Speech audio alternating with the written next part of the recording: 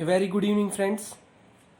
आज का बेसिकली हमारा जो लेक्चर रहेगा वो इवोल्यूशन की क्विज सेकंड रहेगी और इसके अंदर बेसिकली हम लोग 30 क्वेश्चन करेंगे। 30 हम लोगों ने पिछली क्विज के अंदर किए थे और जैसे उसके अंदर हमने एमसीक्यू के हर एक ऑप्शन को क्लियरफाई किया था, उसी तरीके से इसके अंदर भी हम लोग हर एक क्वेश्चन के ऑप्शन को भी क्लियरफाई करते हुए, ये मान लो अगर 30 क्वेश्चन करते हैं तो मैं एटलीस्ट 60 क्वेश्चन को उसके थ्रू कवर कराऊंगा।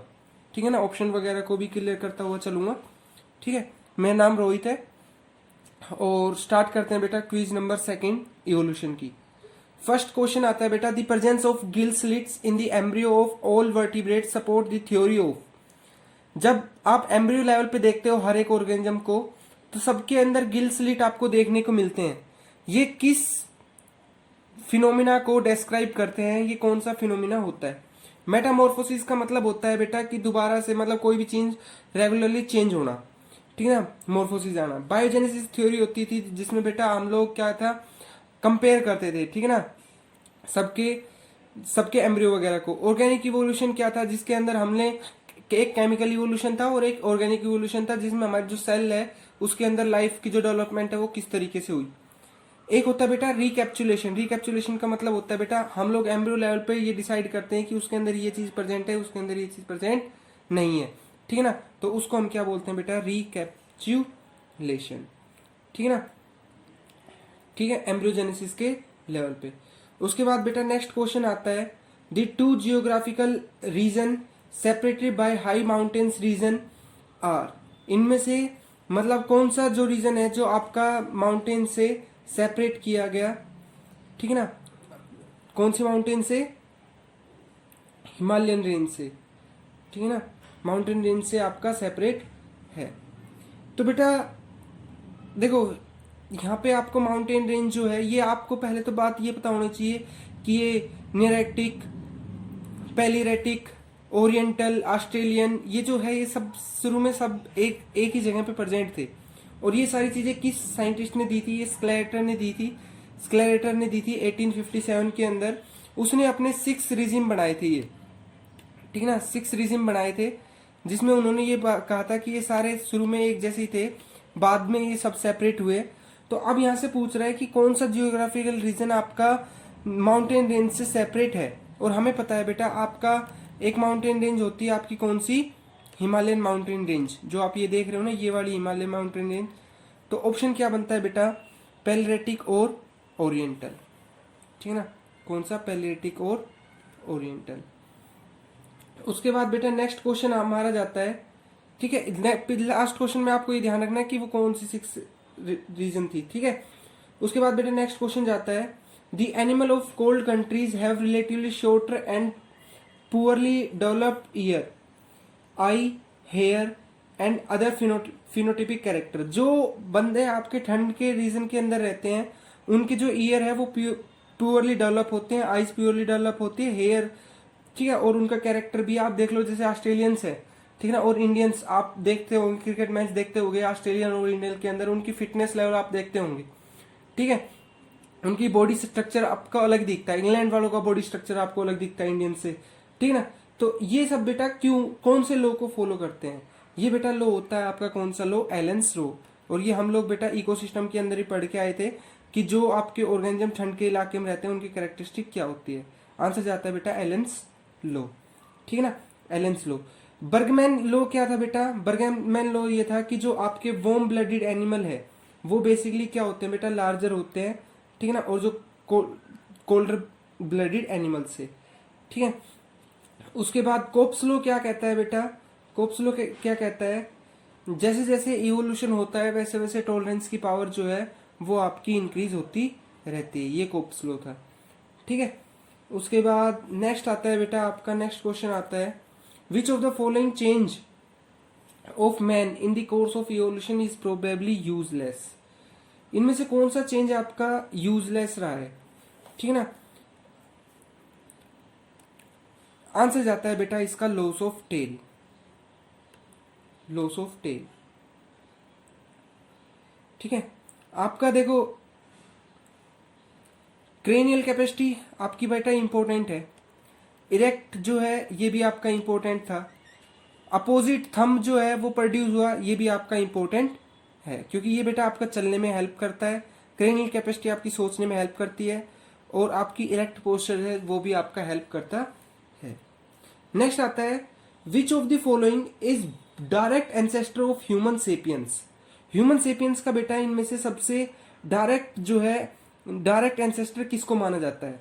बेटा हमने जो होमो इवोल्यूशन का जो चैप्टर किया था उसके अंदर देखो हमने आपको ये बताया था कि होलोसीन एपोक में आपका जो ह्यूमन है वो डेवलप हुआ था। सबसे पहले आपका कौन आया था? ऑस्ट्रेलोपिथेकस, फिर रामापिथिकस, फिर सबसे पहले आपका आया था सबके ड्रायोपिथिकस, फिर रामापिथिकस, फिर ऑस्ट्रेलोपिथिकस। यहां से जाने के बाद ऑस्ट्रेलोपिथिकस के बाद आपका आया था बेटा होमो हैबिलिस, होमो इरेक्टस, ठीक है, होमो इरेक्टस, और होमो इरेक्टस के बाद आपका होमो सेपियंस, ठीक है ना। ये चीज हमने पढ़ी थी। तो इसके अंदर बेटा आप लोगों ने जो डायरेक्ट फोसिल्स मानी जाती है, ठीक है ना, होमो सेपियंस से पहले कौन माना जाता है? आपका होमो इरेक्टस, ठीक है, होमो इरेक्टस। उसके बाद बेटा बात आती है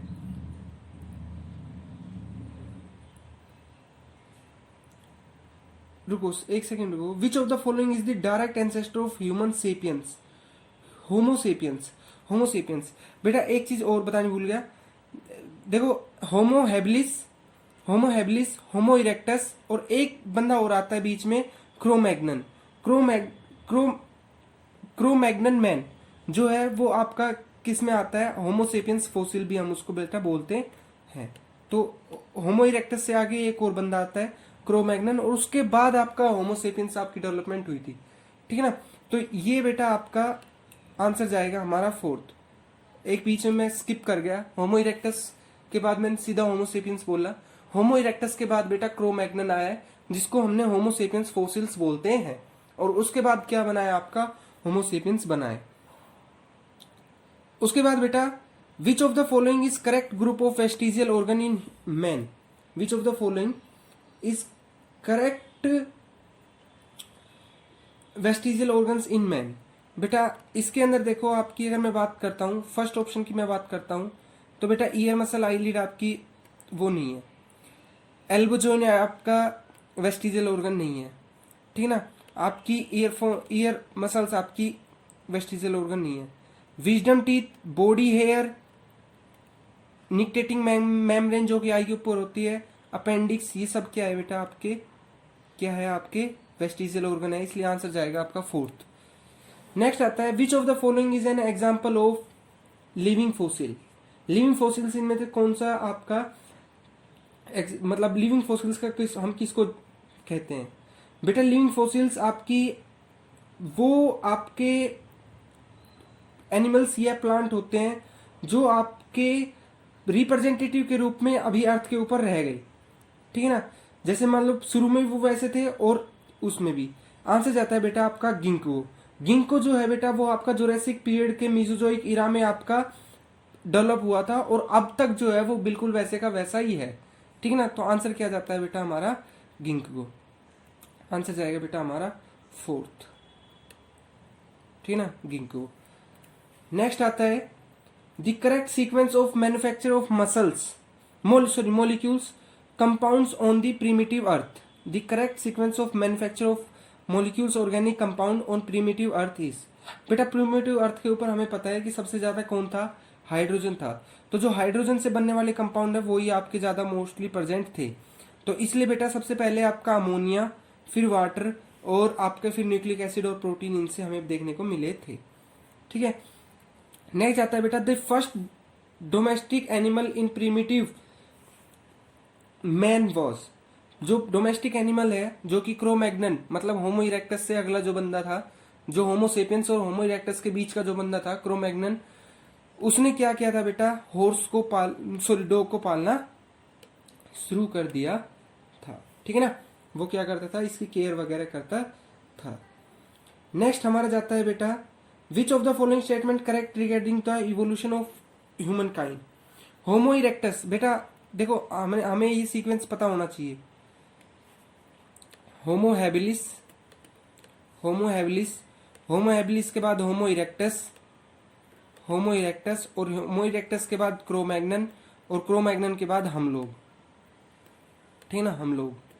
ठीक है, तो homo erectus is preceded by homo habilis, homo erectus से पहले होमो हैबिलिस था, ये बात सही है। Neanderthal man and Cro-Magnon man were living at the same time, नहीं बेटा, होमो इरेक्टिस का ही बंदा है कौन, निडरलिथन, ये दोनों एक साथ नहीं रहते। Australopithecus was living in Australia, नहीं बेटा, ये आपके अफ्रीका के अंदर ही प्रेजेंट थे, ठीक है ना। तो आंसर क्या जाता है बेटा हमारा, होमो इरेक्टस, ठीक है। नेक्स्ट आता है बेटा हमारा, common origin of man and chimpanzee is best shown by, common origin of man and chimpanzee is best shown by. Common origin आप किससे मानोगे, इनमें से कौन सा आप वो करोगे कि हाँ भाई इनका कॉमन ओरिजिन है। बेटा जो क्रेनियल कैपेसिटी जो आप देखते हो वो एक्यूरेटली सी होती है, मतलब क्रेनियल कैपेसिटी अगर मैं मैन की और इसकी बात करता हूँ चिंपैंजी की, तो इनकी 350 टू 1600 के बीच में होती है। वहीं ऐप वगैरह की अगर मैं देखता हूँ तो जो ऐप होता है उसकी 650 सीसी के रेंज में आती है, ठीक है ना। वहीं क्रेनियल कैपेसिटी चिंपैंजी की और मैन की काफी ज्यादा मिलती है, इसलिए आंसर जाता है हमारा फोर्थ, ठीक है। विच of the following is a living fossils, बेटा सॉरी ये क्वेश्चन हम लोग पहले कर चुके हैं। गिंगो बिल्बा, अभी इसका साइंटिफिक नेम के साथ ऑप्शन दिया है, ठीक ना, ये थोड़ी मिसअंडरस्टैंडिंग हो गई, ये क्वेश्चन हम लोग पहले कर चुके। आंसर जाएगा बेटा गिंगो, जो कि आपका जुरासिक पीरियड में आपका ग्रो किया था और अब तक आपका लिविंग है, इसलिए हम इसको लिविंग फोसिल्स बोलते हैं, ठीक है। नेक्स्ट आता है evolutionary convergence is characterized by, evolutionary convergence is characterized by. Convergence का मतलब क्या होता है बेटा, कन्वर्जेंस का मतलब होता है जब कोई दो इंडिविजुअल आपके अलग अलग जगह पे रहते हो, जब कोई दो इंडिविजुअल आपके अलग अलग जगह पे रहते हो और फिर आपके एक जगह पे आपके रह के काम करते हो, ठीक है, मतलब आपके ऐसे मतलब कभी अलग अलग थे लेकिन अब आपके सेम हो गए। तो आंसर जाता है बेटा development of common set of characteristic in A group of different ancestor, मतलब एंसेस्टर तो आपके डिफरेंट डिफरेंट है लेकिन अब क्या है उनके अंदर कॉमन कैरेक्टरिस्टिक आ गई। In the development history of mammalian heart, it is observed that passes through the two-chambered fish-like heart, three-chambered frog-like heart, and finally the four-chambered. To which hypothesis can this above the statement is approximated? ये statement बेटा किसने दी थी, एक लो था बेटा biogenetic लो, biogenetic लो बेटा हैकल ने दिया था, और इसने क्या कहा था कि जो ओंटोजेनी है वो फाइलोजेनी को रिपीट करती है, मतलब जो लाइफ की हिस्ट्री है ओंटोजेनी है वो आपकी फाइलोजेनी के थ्रू आप उसको देख सकते हो, मैच कर सकते हो कि किस तरीके से ह्यूमन का इवोल्यूशन हुआ है। पहले 2 चैम्बर्ड हार्ट था, फिर 3 चैम्बर्ड हुआ, फिर 4 चैम्बर्ड हुआ, ठीक ना। तो ये बेटा कौन था, ये बंदा कौन था बेटा, बायोजेनेटिक लो देने वाला, ठीक ना, हैकल, ठीक है। तो आंसर क्या जाता है बेटा हमारा बायोजेनेटिक लो, ठीक है। हार्डी विनबर्ग लो क्या था बेटा कि आपकी पॉपुलेशन के जो जीन्स है वो इक्विलिब्रियम में रहेंगे जब तक आपकी पॉपुलेशन में कोई म्यूटेशन, कोई माइग्रेशन, कोई जेनेटिक ड्रिफ्ट, कोई जेनेटिक फ्लो ये नहीं होगा। मेंडेलियन हम लोग करके आए हैं। लेमार्क क्या कहता था कि यूज और डिसयूज के ऊपर आपका ऑर्गेनिज्म डिपेंड करता है। Next, the age of fossil of Dryopithecus on the geological time scale is, Dryopithecus जो कि आपका फर्स्ट आपका ह्यूमन माना जाता है, जो ये माना जाता है कि ऐप से थोड़ी सी जो डेवलपमेंट हुई ह्यूमन की तरफ वो आपकी ड्रायोपिथिकस से हुई, मतलब है ऐप जैसी लेकिन उनमें थोड़े थोड़े मैन के कैरेक्टर आए। मतलब पहले कौन सा आया था, ड्रायोपिथिकस, फिर रामापिथिकस, फिर ऑस्ट्रेलोपिथिकस।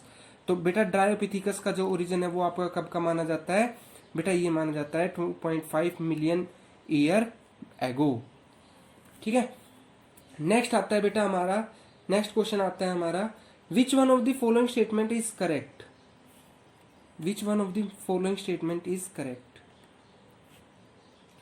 बेटा Cro-Magnon man fossils has been found in Ethiopia, Cro-Magnon man की जो बेटा आपकी फोसिल्स है वो बेसिकली कहाँ से डिस्कवर्ड हुई थी बेटा, फ्रांस से डिस्कवर्ड हुई थी, ये चीज आपको याद रखनी है, ठीक है ना, ठीक है। बेटा जो ऑस्ट्रेलियोपिथेकस है, रामापिथेकस है और आपका ड्रायोपिथेकस है, ये आपके मैन के जैसे नहीं है, ये आपके बेटा एप के जैसे हैं। ये तीनों आपके ड्रायोपिथेकस, रामापिथेकस, ऑस्ट्रेलोपिथेकस, ये तीनों तो आपके एप के जैसे हैं। मतलब इनमें थोड़े से मैन के कैरेक्टर आए थे लेकिन ज्यादा एप के कैरेक्टर थे। वहीं मैं बात करता हूं किसकी, अगर होमो हैबिलिस, होमो इरेक्टस, ठीक है ना, क्रोमैग्नन, ये आपके मैन की तरफ मूव कर गए थे। अब ह्यूमन बीइंग है, उसके कैरेक्टर इन बंदे के अंदर ज्यादा थे। Neanderthal man is the direct ancestor of common man. बेटा जो नीडरथल मैन है, जो वो आपका क्रोमैग्नन का आपका क्या माना जाता है, डायरेक्ट एंसेस्टर माना जाता है। होमोसेपियंस का आपका डायरेक्ट एंसेस्टर नहीं माना जाता। होमो इरेक्टस जो है बेटा, वो आपका क्या माना जाता है, एंसेस्टर माना जाता है। ठीक है, अगर यहाँ पे क्रोमैग्नन होता तो हम लोग क्रोमैग्नन को मानते। ठीक है, नेक्स्ट बेटा देखो इस तरीके से,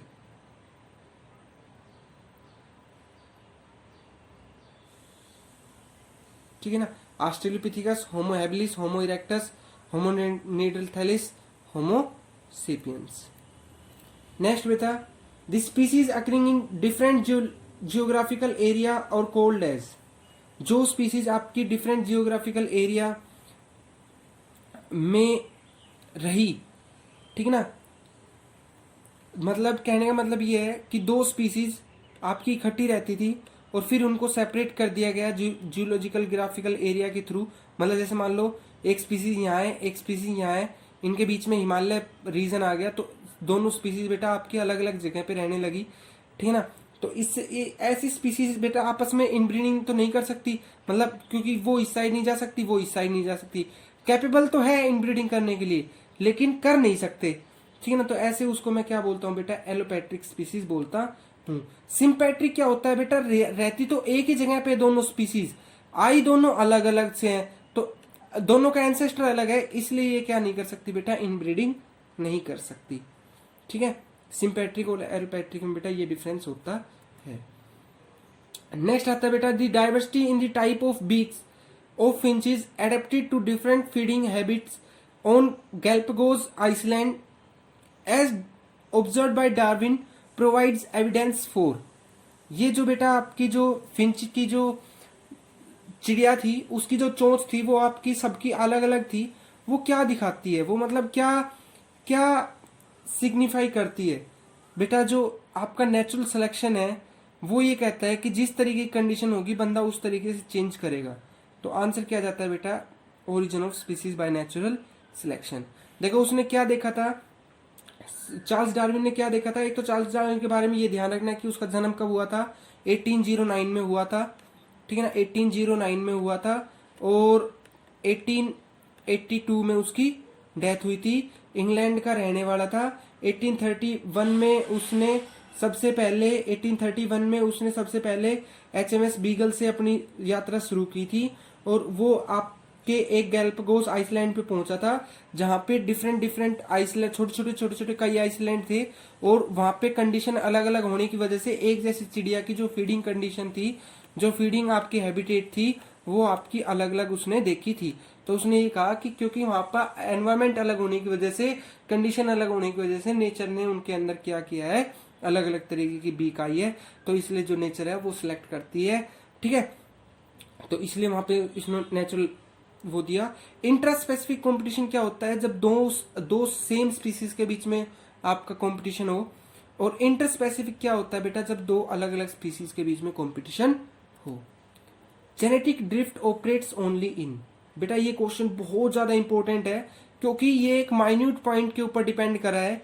ये वो कहते हैं ना कि मतलब एक ऐसा पॉइंट जो उसको पूरी को डिस्क्राइब कर दे, वो पॉइंट पूछ रहा है जेनेटिक ड्रिफ्ट का। बेटा जो जेनेटिक ड्रिफ्ट होती है वो हमेशा स्मॉल पॉपुलेशन के ऊपर ऑपरेट होती है। हम लोगों ने हार्डी विनबर्ग प्रिंसिपल में पढ़ा कि जो हार्डी विनबर्ग प्रिंसिपल है, अगर उसमें कोई बंदा बाहर से ना आए, ना कोई बाहर का जाए, ना उसकी जेनेटिक ड्रिफ्ट में कोई चेंज हो, तो वो क्या होगा, आपका इक्विलिब्रियम में रहेगा। जेनेटिक ड्रिफ्ट क्या थी कि अगर मान लो अगर आपके जीन लेवल पे कोई स्पीसीज जैसे मान लो कि दो आपके जीन है, कैपिटल टी और स्मॉल टी, दो एलील है, कैपिटल टी 0.8% है और ये आपकी 0.2% है फ्रीक्वेंसी। कुछ दिनों बाद ये 0.5 हो जाए और ये 0.5 हो जाए, तो ये क्या है बेटा, एक किस्म से जेनेटिक ड्रिफ्ट है। ठीक है ना, ठीक है ना, एलील मतलब आप अपनी उसको चेंज करें। तो ऐसा कब होता है बेटा, जब आपकी स्मॉल पॉपुलेशन होती है उसी के अंदर ये देखने को मिलता है। लार्ज पॉपुलेशन के अंदर बेटा ये आपका पॉसिबल नहीं है। Phenomena of industrial melanism demonstrate, industrial melanism आपका क्या डेमोन्स्ट्रेट करता है बेटा। इंडस्ट्रियल मेलेनिज्म के अंदर हमने देखा था कि इंग्लैंड के अंदर एक तो वो कंडीशन थी जब आपकी इंडस्ट्री वगैरह डेवलप नहीं हुई थी, और एक वो कंडीशन थी जब आपकी इंडस्ट्री वगैरह डेवलप नहीं हुई थी। तो मेरे पास दो रीजन बन गए थे, एक जब आपकी इंडस्ट्री डेवलप नहीं हुई, और एक वो जब आपकी इंडस्ट्री डेवलप हो गई थी। तो बेटा जब इंडस्ट्री डेवलप नहीं हुई थी तो यहाँ के जो ट्री थे बेटा, इन पे पॉपुलेशन बहुत कम था, तो इस वजह से ये आपके व्हाइटिश कलर के थे, मतलब आपके काफी सुंदर थे। तो इससे क्या होता था, जो आपकी मौत थी, जो आपकी व्हाइट कलर की मौत थी, वो तो इन ट्री के अंदर छुप जाती थी, क्योंकि ट्री के कलर के जैसे कलर था उनका भी, और आपकी जो ब्लैक मौत थी वो आपकी छुप नहीं पाती थी, क्योंकि जो ट्री का कलर था वो ब्लैक नहीं था। लेकिन जैसे ही आपका इंडस्ट्री का रिवोल्यूशन हुआ, पोल्यूशन इंक्रीज हुआ, तो बेटा उससे क्या हुआ, ब्लैक ट्री का जो कलर है बेटा वो ब्लैक हो गया। अब ब्लैक मोथ तो इसके ऊपर दिखाई नहीं दे रही और व्हाइट मोथ आपकी दिखाई देती थी। तो यहाँ पे तो बेटा आपकी व्हाइट मोथ ज्यादा थी, ब्लैक मोथ कम हो गई, क्योंकि प्रीडेटर ब्लैक मोथ को खा लेता था, और इस कंडीशन में आपकी व्हाइट मोथ दिखाई दे रही थी, इसलिए बेटा जो प्रीडेटर है वो व्हाइट मोथ को खा जाता था। ठीक है, next, which of the following are homologous organ, इनमें से कौन सा आपका होमोलोगस ऑर्गन है बेटा। होमोलोगस ऑर्गन वो होते हैं जो आपका स्ट्रक्चर सेम होता है लेकिन आपका फंक्शन अलग अलग होता है। आंसर जाता है बेटा wing of birds and hands of human, wing of birds और हैंड्स ऑफ ह्यूमन। नेक्स्ट आता है बेटा which is not a vestigial organ in man, vestigial organ बेटा कौन सा नहीं है। आंसर आपको दिखाई दे रहा होगा कौन सा, नेल। ठीक है ना, थर्ड मोलर भी आपका वेस्टिजियल ऑर्गन है, सेगमेंटल मसल्स भी और कोकेक्स भी। Homo sapiens have evolve in, Homo sapiens आपके कब इवोल्व हुए बेटा। होमोसेपियंस आपके दिखने शुरू हो गए थे कब, पैलियोसीन में, लेकिन इवोल्व कब हुए थे, आपके होलोसीन इपोक में आपके डेवलप हुए थे। आंसर किया जाता है बेटा फोर्थ। ठीक है, नेक्स्ट आता है character which is closely related to human evolution is, कौन सा कैरेक्टर आपका ह्यूमन इवोल्यूशन से आपका क्लोजली रिलेट करता है। कौन सा जो कैरेक्टर है वो आपका होमो इवोल्यूशन से, ह्यूमन इवोल्यूशन से क्लोज रिलेटेड करता है बेटा, डिसअपीयरेंस ऑफ टेल। जितने भी रेप्टाइल्स वगैरह देखते हो वो सारे क्या है बेटा, वहां पे आपको टेल देखने को मिलती है। Which evidence of evolution is related to Darwin finch, Darwin finch की जो बेटा इवोल्यूशन है वो आपको किस चीज को एविडेंस करती है बेटा, कि आपका जो बायोजियोग्राफिकल डिस्ट्रीब्यूशन है वो आपका हुआ है। ठीक है ना, बायोजियोग्राफिकल डिस्ट्रीब्यूशन थी था ना, कि एक आपका आइसलैंड था, उसके छोटे छोटे आइसलैंड होने की वजह से जो अलग अलग स्पीसीज थी वो अलग अलग जगह पे अलग अलग तरीके की कंडीशन रख रही थी। इस वजह से क्या हुआ था, उसको मैंने क्या बोला है, evidence from biogeographical distribution. Answer जाएगा बेटा हमारा कौन सा, फर्स्ट। ठीक है, नेक्स्ट आता है नेक्स्ट क्वेश्चन आता है वो is directly related to man, man से डायरेक्टली रिलेटेड कौन है बेटा। देखो मैन से आपका जो डायरेक्टली रिलेटेड है वो आप इन चारों में से बताना है। वैसे ज़्यादा तो आपका चिंपैंजी है, ओरेंगुटन, gibbon, Rhesus monkey.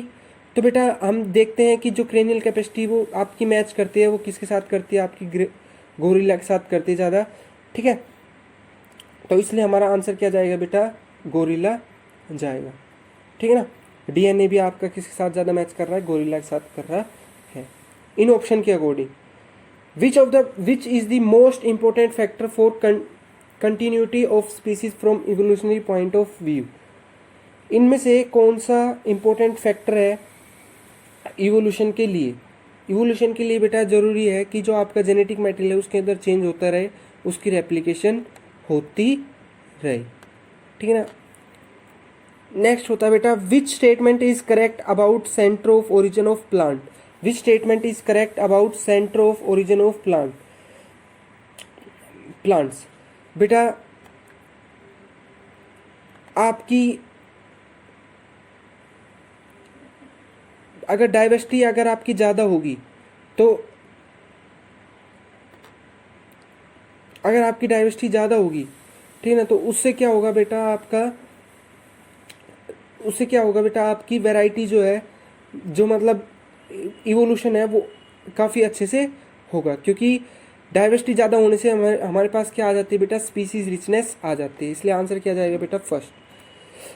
Half life period of C14 is. Half life period बेटा आपकी जो, अगर मैं कार्बन की बात करता हूँ तो हाफ लाइफ पीरियड बेटा कार्बन की 5570 के तकरीबन होती है, ईयर्स होती है, ठीक है ना।